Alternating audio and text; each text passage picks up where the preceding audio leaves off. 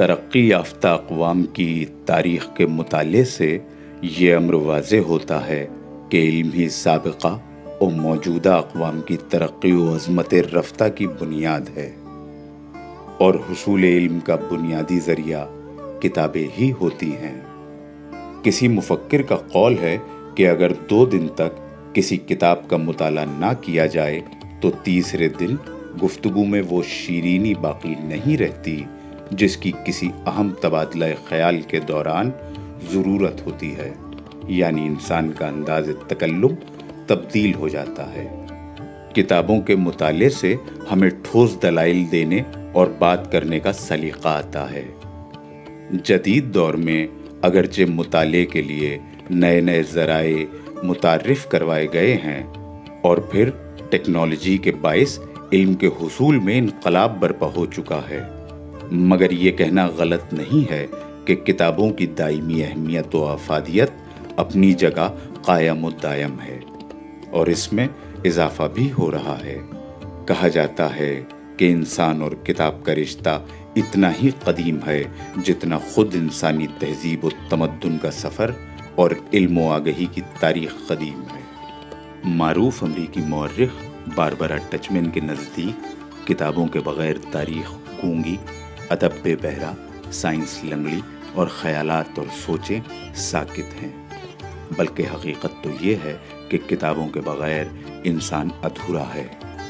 کتاب ہی کی بدولت ہمیں ان بزرگوں کے خیالات کا علم ہوتا ہے جنہوں نے اپنی زندگی میں وہ اہم خدمات انجام دیں جو آنے والی نسلوں کے لیے سبق آمیز ہو جاتی ہیں۔ سرزمین امروہہ کے ایک قدیم ترین ادبی اور ثقافتی ادارے کاروان خلوص اور اس کے اراکین کا کتابوں سے بہت گہرا تعلق رہا ہے۔ ایک عرصے سے اراکین کاروان خلوص کی جانب سے مسلسل کتب کی اشاعت کا سلسلہ جاری ہے، اور نہ صرف کتابوں کی اشاعت بلکہ اس کے ساتھ ساتھ شہر کے معزز قلمکاروں کی ادبی تخلیقات کی حوصلہ افزائی میں تقریب رونمائی کا سلسلہ بھی یہاں مسلسل جاری رہتا ہے۔ نواب منزل میں قائم کاروان خلوص کا مرکز اب تک نہ جانے کتنی اہم کتابوں کی رونمائی کا گواہ بن چکا ہے۔ ماہر تعلیم نواب سید انتقام علی خاں، عالمی شہرت یافتہ طب حکیم اسلام الحق، معروف ادیب و شاعر ڈاکٹر عظیم امروی اور شمیم ہادی جیسی اہم ترین شخصیات کی کاوشوں سے تشکیل پائے گئے اس ادارے نے بھی بزرگوں کی یاد میں متعدد کتابوں کی اشاعت کی ہے، جس میں سب سے قبل سید شمیم ہادی کی خود نوشت خاموش یادیں منظر عام پر آئی تھی۔ اس کتاب میں امروہہ میں کاروان خلوص کی تشکیل، اراکین کاروان خلوص کا بیرون ملک دورہ، امروہہ کی تہذیب اور ثقافت کے اہم واقعات کو قلم بند کیا گیا تھا۔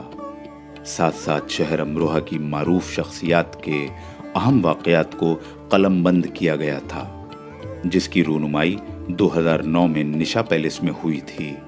اس رسم اجرا میں ڈاکٹر نواز دیوبندی، اظہر عنایتی اور بیرون ملک کی اہم ترین شخصیات نے حصہ لیا تھا۔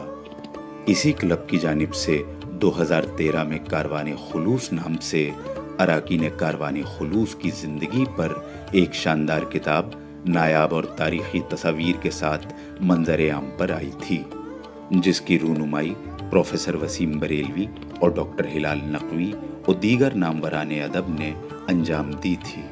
اسی دوران کاروان خلوص کے سابق صدر ڈاکٹر عظیم امروی کی کتاب ہلال غم اور سلام عظیم بھی منظر عام پر آئیں، جن کی رونمائی بھی کاروان خلوص اور I M inter college old boys association نے مل کر انجام دی تھی۔ اس تقریب میں ڈاکٹر ہلال نقوی کی شاندار تقریر آج بھی اہل امروہہ کے ذہن نشین ہے۔ کاروان خلوص کے سرپرست رہے سید ظاہر حسین زیدی کے انتقال کے بعد کاروان خلوص کے صدر سید محبوب حسین زیدی کی محنت سے ایک شجر سایہ دار نامی کتاب اردو اور ہندی زبان میں منظر عام پر آئی، جس میں 44 اہم شخصیات کے مضامین اور تعزیتی پیغامات تھے۔ اس کا جدید ایڈیشن اردو دنیا کا ایک عظیم شاہکار بتایا جاتا ہے۔ بقول نامور شاعر اظہر عنایتی، اس انداز کی کتاب ابھی تک اردو دنیا کو دیکھنے کو نہیں ملی۔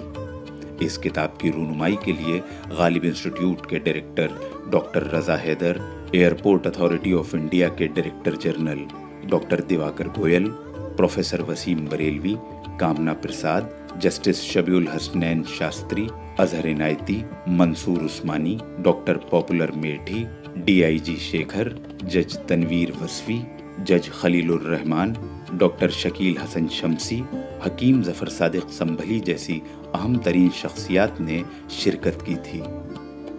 انداز کتاب اور تقریب رونمائی کو ادبی دنیا میں آج بھی یاد کیا جاتا ہے۔